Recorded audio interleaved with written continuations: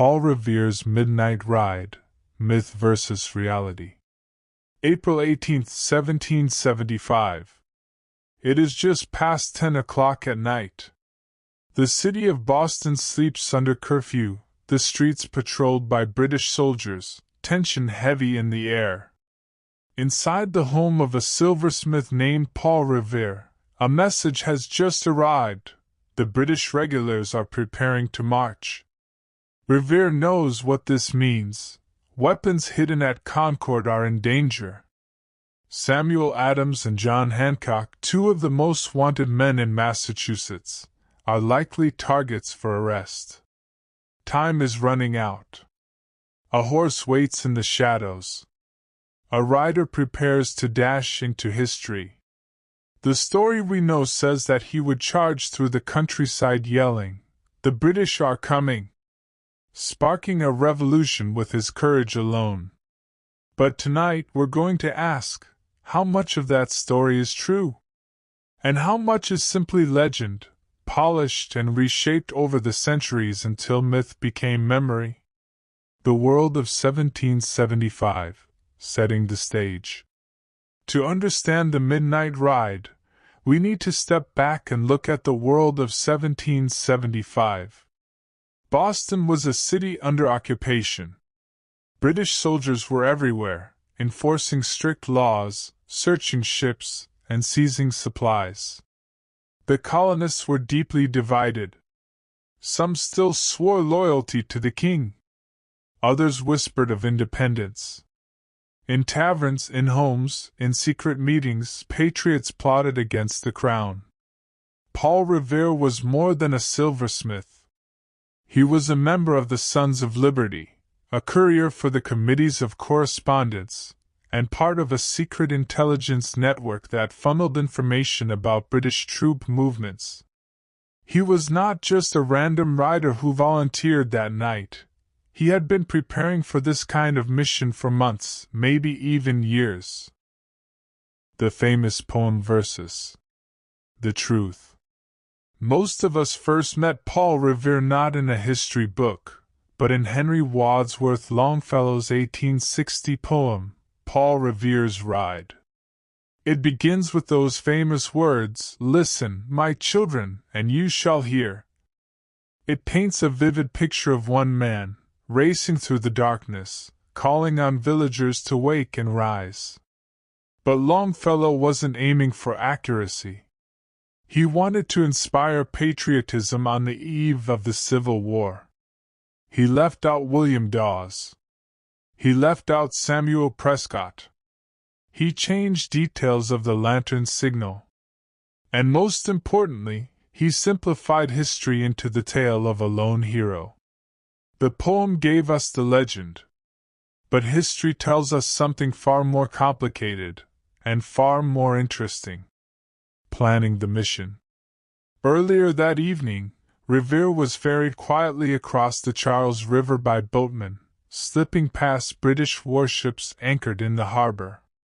His horse had been prepared on the far side, waiting for him. But Revere wasn't acting alone. Before he even set out, other riders were already in motion.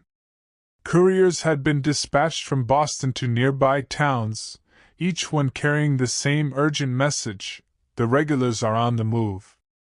In fact, the lantern signal in the Old North Church, one if by land, two if by sea, wasn't meant for Revere at all. It was a backup signal for the patriots across the river in Charlestown. By the time those lanterns were raised in the steeple, Revere had already begun his journey. Quiet itself, not so quiet. According to the legend, Revere galloped alone, shouting through every village. But the reality? He rode with caution, knocking on doors of trusted patriots, alerting specific leaders, who in turn would spread the word further. He wasn't screaming through the night. That would have alerted British patrols just as easily as colonists. At first, he rode alone. But not for long. William Dawes, taking a different route out of Boston, joined him along the way. Then, in the early hours of the morning, they met a third rider, Dr. Samuel Prescott. Prescott would turn out to be the most important of them all. The capture and escape. Fate turned against Revere before dawn. Outside of Lexington, he and his companions were stopped by a British patrol. Dawes managed to escape but was thrown from his horse and forced to return to Boston on foot. Prescott, young and determined, leapt his horse over a stone wall and vanished into the woods. He would carry the warning all the way to Concord, the true end point of the mission. Revere himself was captured. The British soldiers questioned him at gunpoint, confiscated his horse, and eventually released him, but by then, his ride was over. Ironically, the man whose name became legendary never even finished the mission. What was actually said? And what about the most famous line of all, "The British are coming"?